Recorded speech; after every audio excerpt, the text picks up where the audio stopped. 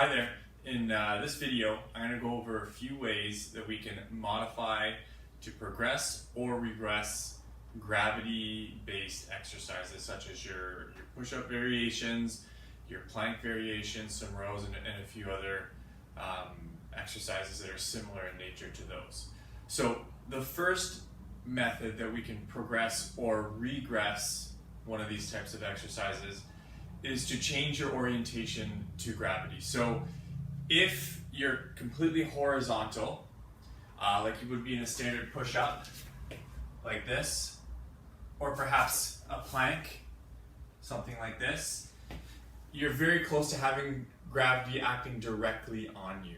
So one way to make that less challenging would be to orient yourself more perpendicular, if you will, to the forces of gravity. So the way you would do that is simply by elevating your hands. So I could do my push-ups from an elevated hand position like this, same with the plank, and as I proportionally elevate my hands, it's going to become easier. If I need to regress, I can certainly, progress, I could certainly bring the hands closer to the ground level. This stuff applies for other gravity-based exercises here. So I have just a basic inverted row with my rings here. You can see I'm fairly close to perpendicular in this orientation, so that's fairly easy. As I become a little bit more horizontal, it becomes proportionally challenging for myself. So you can adjust yourself and take note of that, and it's a great way to either progress or regress an exercise. Another way you can do it is by changing your lever or your lever lengths. So what does that mean?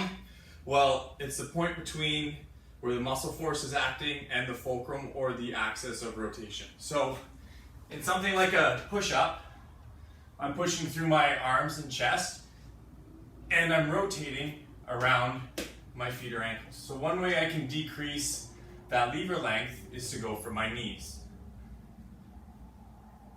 like so.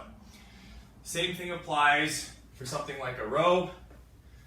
I can have the lever length being through my shoulders with the axis of rotation or fulcrum being my feet, or I can bring that in and shorten the lever length.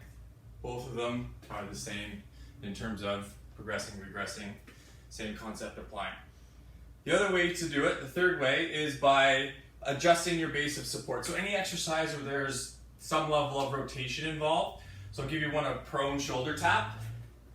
If I have a nice wide base and I'm controlling my rotation, my peaking, my sinking, then there's no compensation and I'm able to take a point of contact off, decreasing my base of support, making it challenging. If this is easy, all I would do is bring my feet in, doing the same thing. Same thing applies for exercises such as your bird dog. I have 2 points of contact here versus 3 points, so that's a greater base of support, or 3 points like so. So ideally for all of these exercises, you have good alignment, your body's not rotating, you're not peaking, you're not sagging, and you're targeting the muscles that need to stabilize the body as effectively as possible. I hope this helped.